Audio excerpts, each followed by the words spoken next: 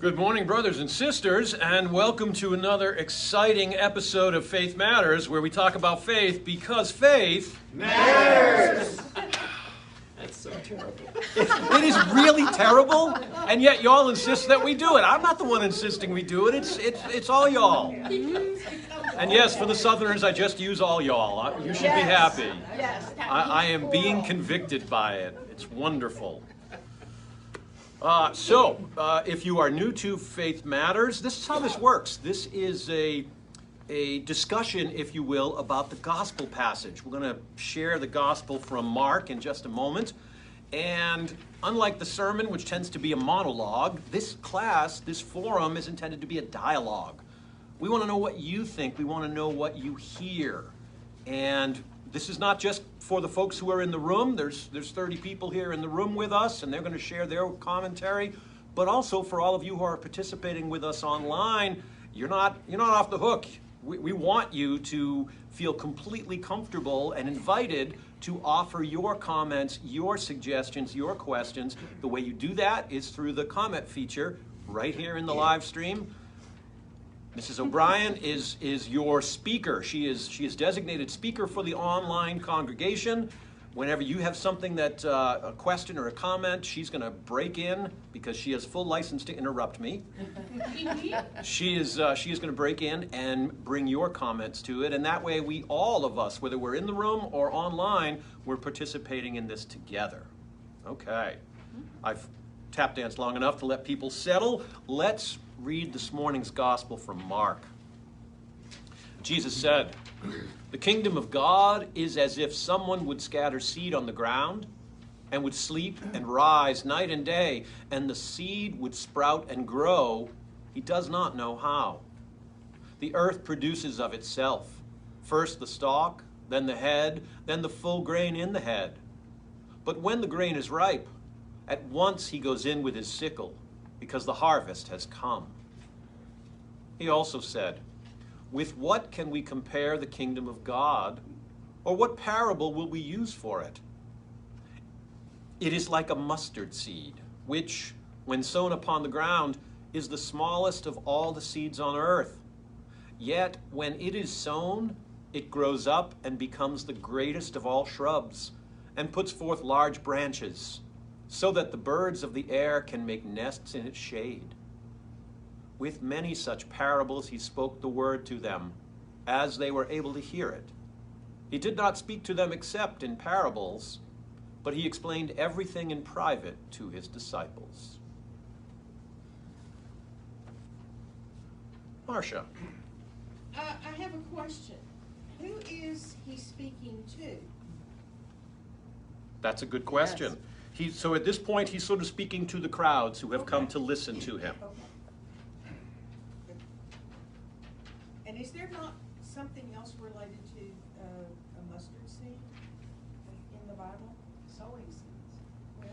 Well, This actually is the mustard seed parable. It gets repeated again in Luke. Okay. But this is where the parable actually begins. This is sort of the shorter form version of it. Okay. Because I used to have a necklace with a mustard seed. Yep. Yeah. Yeah. Yeah, I had a pastor a million years ago who, when this one would come up, he brought out a bowl of mustard seeds and he pulled one out, and it is teeny tiny. You know, the Spanish priests who came to evangelize North America carried mustard seeds with them and planted them along a trail to help guide followers in the future along that same path in Mexico and in the southwest part of the United States. Ah, Johnny Appleseed, Johnny Right. Mustard Seed. Right. Gary. Here's my interpretation this week. Okay. Another time. You know, you look at a plant or a tree, and they put out literally thousands of seeds, and maybe they'll get one or two trees grow. Mm-hmm. And likewise, I in my mind, he's speaking with us, saying, hey, love your neighbor, do what is good, and you don't have to become a priest, but do what is right, and somebody sometime is going to be right to receive that message. And you're going to plant a seed which is going to grow in them, and they're going to flourish and do other things, and be drawn into the faith. And I think he's comparing us to the seed that gets scattered on the ground, and eventually you hit something. Mm-hmm. Yeah. If we didn't have a preacher already, you'd be in the Yeah. pulpit, my friend. Kelly. Well, I think one thing that leaves room for is no matter how small you might think your own faith is at any point in time, you have no clue what it's going to grow into. Yeah. And your little seed that you plant for somebody else might just take root, and it might become something amazing. You never know when you're scattering the seed whether it's going to be the seed that falls on the rocky soil or on the path or get choked out by the weeds, or be the seed that falls in good soil, right? To mix parables. Well, Steve. I was just, a question, I guess, is why did Mark put in at the very end that, pointed out that to the crowd he spoke always in parables, but then he explained everything in private to the disciples? I expected Brian to pick up on that Yes. I Yeah, saw I that did one. too. Because he's going to want to ask me, Yes. in that answer key at the back of your Bible, Father, Yeah. what does it say about that? But that's actually a really interesting, just a little drop in by Mark. And Mark is not the wordy one, right? Mark is Sergeant Joe Friday, just the facts. So why do you think Mark put that in there, my friends? That was the beginning of Bible studies. Exactly. there was a professor whose name I can't remember at Sewanee, Tennessee, whose a huge portion of his life was dedicated to the study of specifically the Gospel of Mark. He even wrote a couple books about it. And apparently common 2,000 and 2,500 years ago was a form of writing, just like we have romantic novel, or all these different categories, spellbinder books by Stephen King. Back then they were called lives, that there were written things out there of famous people. They'd often commission them themselves with their own money. Jesus didn't have to do that. He got his own life written by a number of people. But the life structure, just like romantic novels have certain structural expectations, and no one misses, you check off that dozen boxes or it's not a good romantic novel. He had like a dozen boxes that had to be checked to be a life. And only the Gospel of Mark ticked off every box to fit this literary genre or norm of that genre. Plutarch's Lives is a great example. By the way. Correct. The other thing, but one of the boxes to be ticked, back to your question, is the author of the life will sometimes give himself a little credibility boost to make the life more convincing. So that sentence is actually something that 2,000 or 19 or 1,800 years ago would have been far more familiar and acceptable to the readers. Whereas for us it seems like a little jarringly out of place, or is it hubris, or what is it? Right.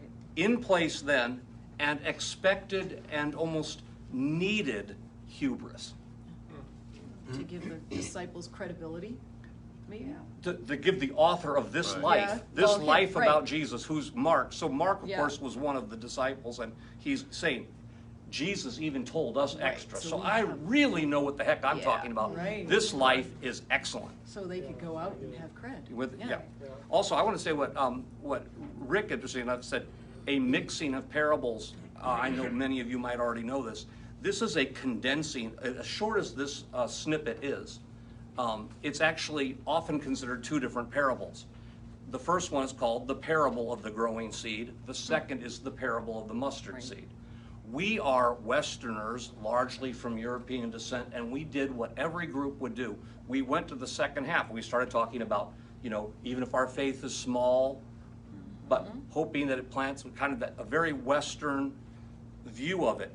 I mean, hate to stereotype, but if we were in India, in Bangalore, and had done the identical thing with a group of people exactly your age, you know, as many similarities as possible, the likelihood, I think, that they would have gone to the more Zen first half, which is the inexplicability of the growing seed. It doesn't really tie itself up. No, it doesn't. And I think that's one of the reasons why we blow right past it. Right. Because Right. the mustard seed one is more interesting to us Right. because it's such a jarring juxtaposition of the tiniest of seeds with the hugest of plants. Sounds like something out of P.T. Barnum, right?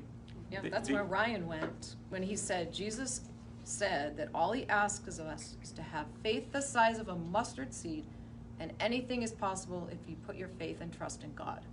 Right. So that's the common, what you get out of the mustard seed parable, right? One more thing to say, and then I'll shut up.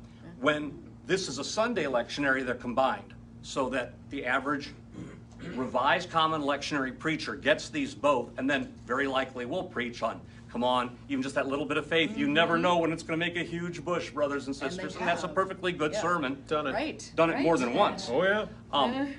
But when you preach the daily office, these come up separately. So the very first sermon I ever preached was the parable of the growing seed, and it ended right in the middle of this, where basically he puts the sickle to it when the harvest comes. End of story. You're like, what?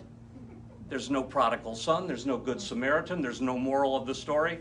That's Jesus the tender shepherd. when you preach cradling the lamb. daily office, or if somebody preached at a monastery, that would be the reading of the day. It's half of this. Now I'm finished. Sorry for all the talking.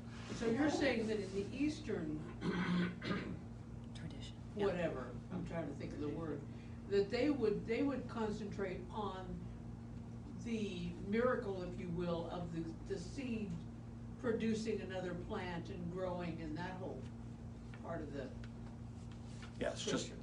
that we do what we do, but the growth remains entirely mysterious to us. Okay. And that's the God mystery. Kelly. And to bring that kind of quote unquote out of place sentence into, like, for our daily lives, another way to hear that is, if you're hearing or reading this and it's a brain puzzle for you, don't worry. He even had to go back and re-explain it to the 12. Right. Yeah. Good point. Intriguing way of thinking. Good point, yeah. Yes, Yes, sir. Tell me if I'm off. I see this as conception and birth, spiritual journey, and the harvest being death. What's missing in the harvest, though, is that young people die. People die at different times. So, more than one harvest? Can you enlighten me on that? Well, you know what? In my world before I did this as a living, I was in the insurance industry, and I did a huge amount of work in California agriculture. And so I used to throw on my jeans and boots, and I would walk the fields with our clients, and I learned a lot about how big agriculture works. And you would think that there would just be one harvest when everything was ripe, but that's not how it works, because not all seeds produce at the same rate. So even if you're talking about iceberg lettuce, which surprisingly enough is harvested by hand, they have some machinery that helps them, but it really involves somebody bending over with one hand, grabbing the lettuce, twisting it slightly, and using a knife to cut it off, throwing it in a bag, and anyway. But what they're doing is they're harvesting the ones that are ready and leaving the other ones there to come back another time. So they might harvest that same field 5 times in the course of 3 weeks, because it all grows at different paces. You don't want to take it too early because it's not saleable. You don't want to leave it too long because then it goes bad. You've got to find it just at the right time, and that's why you need skilled harvesters who know what they're doing and they know what to look for.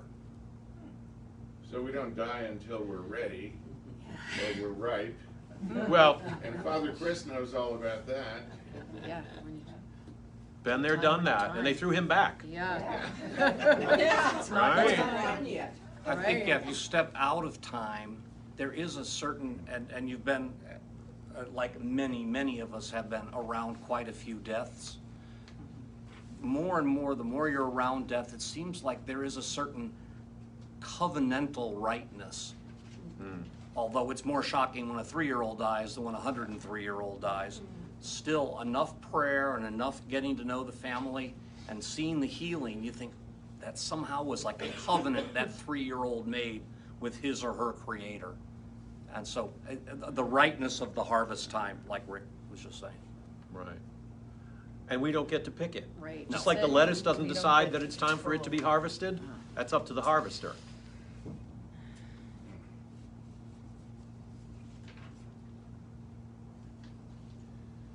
Although some seeds are dispersed with a blast, there are trees that produce a fruit, and the fruit actually explodes and scatters the Oh, yeah. seeds. So There's a lot of different ways to scatter seed. Yeah. You know, Right. back in that parable about the spreading of the seed, I preached on that a couple of years ago. There's really sort of two ways that seed was planted in Palestine at this time. One way was the way we would think of it. You reach into the bag of seed and you just sort of throw them out there and you scatter it every old way. The other way, the lazy man's way, the way I would have done it, is to take that same bag of seed, put it on the back of a donkey, cut a little hole in the bag on either side, slap the donkey on the butt, and wherever the donkey goes, seed is just going to scatter. While I sit under the olive tree with a cool drink in my hand. Right? Those are the two ways seed was scattered. Neither one was necessarily better than the other, but the one thing they both have in common is that the sower didn't stop to think and to judge, is that ground really worth this seed? Should I waste this seed on that ground that might not produce it? No, the sower just sows. Whether he's doing it by hand or whether he's sitting under the olive tree watching the donkey do it, the seed just gets scattered, and what grows, grows. And it's not up to the sower to decide where and when and how. Interesting. So that's not like a lot of farming that we do now. We do Where it you very differently till here the now. Yeah. rows and you plant specific places. Right. Well, the more amazing thing Completely to different. me is when you see either birds or bees spreading pollen. I mean, when you think about it, there is the hidden intelligent force that we call God at work in the universe, Oh, yeah. right before our eyes. Right. How did we miss it? We're just not looking. But we don't know, we You're don't right, know that. It we're goes not back, looking. back to the Yeah. parable, you know. The earth produces of itself, Yep. and we know not how. Back then, they didn't understand pollination or genetics. Right? We have a better understanding, a better lens with which to view it, but it's still a miracle, isn't it? And yet it's a miracle that feeds us.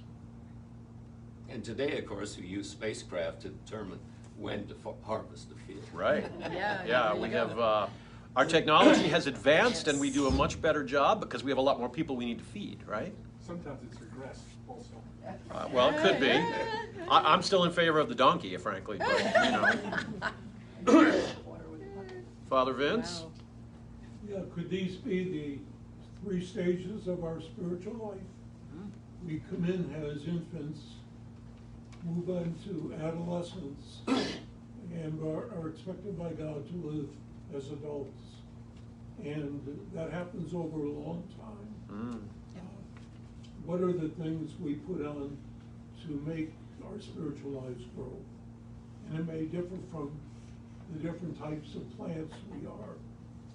We're not all at the same time, or in the same way. That's right. That's a good point. Infants, adolescents, adults. How many of you would have been at a forum like this when you were a younger person? No, probably not. We have- I wouldn't. Yeah, We right. have none in here right now either. Yeah. Right. Right. Except. for you, Swim of course. upstream, spawn. I'm not the Yeah, youngest right. person here, and I won't single out who is, but, you know, it's, Yeah. yeah. Yeah, and it's interesting as we continue to do more spiritual formation here at Epiphany, to watch people sort of blossom. You know, this forum was something that I started when I came here, and it has just grown and really developed as time has gone on. We didn't used to do Tuesday Tune-Up is a great example. We didn't have that until COVID opened up a new window for us, and now we have this is a hybrid class, which is in person and online. Tuesday Tune-Up is solely an online program, and yet there's hunger for that too. So there's a lot of spiritual desire amongst people to grow into that next level and to keep evolving. Laura? I like what Father Vince said about there's different types of plants, and we're all different in that. I mean, when you look at desert plants and the way that they adapt to the poor soil here, you know, Palo Verde trees, they have green bark because they actually use chlorophyll. Their leaves are so tiny, they don't lose water, but they use the green bark to absorb sunlight. And that's an adaptation they've made because they're in a hot climate with no water. And, you know, it's really amazing when you look at plants that can thrive in the desert and they've learned how to adapt to those circumstances. I mean, I think it's you know, it's like Father Vince said, it's the same for people. Right. We adapt. Right. I would say though about us in this class, we're all overripe and I know, I saw the ripening too. It was like, right. No, wait. The ripening. Yeah. Okay. It's a nice way of putting it. I don't think so. I don't think I'm done. Okay. Ripening, yeah. Well, and I'm trying to get past the, you know, afraid I'm asking a stupid question. No. What is, I mean, when they say that, the mustard seed, when sown upon, when it's sown, it grows up and becomes the greatest of all shrubs. Why is it the greatest of all shrubs? Just in terms of the size? Yeah. What's the significance? Yeah, of if the you've ever mustard seen plant? a full-grown mustard plant, it becomes a really, really big bush. Okay. And it's really full, and it gives the birds a place to nest in the shade. It's just beautiful, big plant, and it comes from the tiniest I've of seen this, seeds. like Marshall, I used to have one of the little Right. things that was on a necklace that had a mustard Yep. seed, you know, based on the faith of a mustard seed kind of thing. Right. Yeah, and they're tiny. I like it ground up with a little bit of honey. Yeah. That's Well, it's like if you see the pine cones Compare that it. come from the sequoias, Huge. they're small. right. They're really small compared to the fact that they're gonna grow into this giant, hugest tree. Right. So, Yeah. So that's the comparatively speaking part, yeah. Right. I've seen some Compared to pine the cones that are tiny- this big. Yeah. And the seeds in the pine cone are very, very small. Right. Because it's not the pine cone that. right. Yeah. Right. Right. Yeah. That's It's just just the a seed vessel carrying, for the right, seed. Yeah. Laura. And there are pine cones in Nevada that are some of the oldest living things in the world. I mean, they've been alive for something like 9,000 or 10,000 years. So the time scale of a tree, you know, humans and trees, you know, and that's amazing. We're so used to looking at things from the human point of view that our short lives are important, but for a tree, our lives are nothing. Right. For whatever it's worth, I've heard that the smallest seed of all the bunch, the big winner, is tobacco. Wow. And Really? that, of course, it didn't exist in the Middle East, and it didn't exist in Europe. I think it's native to the Americas, so it wouldn't have been around for that parable time. But I've also heard that a pound of tobacco seed is not hundreds, but thousands of dollars. And you don't waste a single seed, but they're microscopic, so they the reason tobacco and cotton were the two favored slave crops was because there's so much handling in them. You know, just like you mentioned, lettuce needs a lot of labor. Right. So to tobacco, because the seed's so expensive, you plant all these little seeds and you don't waste any. When you thin, you save the plant. You don't just pick out the best of the three and throw the other, like you do most things when you thin, you just throw the other little ones, the seedlings, away, but not tobacco.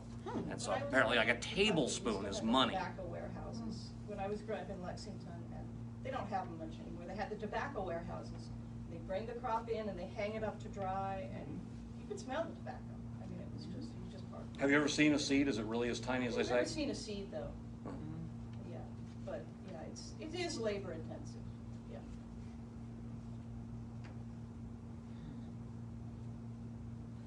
Mustard plant also produces bright yellow flowers, small, Mhm. like on a bush. So it's also striking if you see one when it's blooming.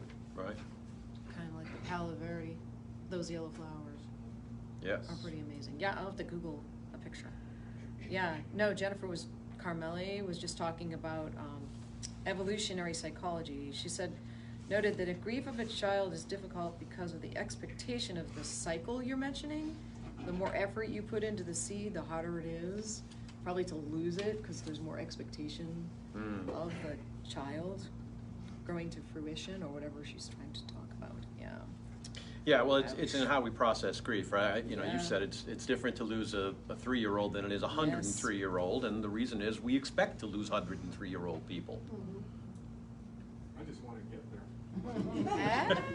You mean you're not? Yeah. I knew that was coming. It's a rough crowd. Very close. Very close. Can you enlighten us on the significance of the branches, the reference to branches? Which one? From mustard seed. Yeah, the birds. Puts forth And large puts branches. forth, yeah, large Oh, branches. okay. Well, the way I hear it, the way I think of it is this little tiny thing becomes not just a big and beautiful thing, but something that gives a home to a whole lot of other things, to the birds, and the shade is an amazing thing. Shade is a huge thing in the Middle East, right? We live in the desert too. We know I'm an inveterate shade hunter. Every time I go to park my car, I'll walk half a mile to get to the grocery store if I can park in shade. Right? So it provides shelter and food for the birds also. Exactly, exactly. So that little tiny seed, which we might think is of absolutely no consequence, grows into this multi-purpose, multi-use home and haven for many, many things. And the branches are strong enough to be able to hold a nest. Right? Like it's not a wimpy branch then. They Yeah. must be pretty substantial branches, large branches. In this culture too, there was just a smaller volume of written, spoken, they didn't have 1,000 radio stations. Anytime you hear mention of a bird and a nest, every single one of those hearers that Jesus is speaking to, 100% of them would be thinking about the psalm where the sparrow has built her a nest by the altar of God. There are a couple bird and nest references in the psalm, which would be as instant for that culture as if we said to somebody in 1970, I want to hold your hand. We pictured the same haircuts, just instantaneous. The mention of bird and nest is going to take every listener to a sacred place. So the mustard seed provides a place for a nest. It's the same as the altar by the covenant. It's just a curious thing because you were talking about how everything relates, and was this before or after the Sermon on the Mount? Good question. I don't know. I think it's before. It's Mark 3, isn't it today? It's Mark 4. Yeah, it would be before. Yeah, Before. earlier. Because I was just thinking about, when you mentioned the sparrow, I'm thinking, consider the lilies of the field, and I'm thinking of how that connects, so. To the Psalms, you mean? And the sparrows to this. Also a psalmic connection? Or how Like it how connects that to all these, connects, to these how that parables all today? weaves together. Right.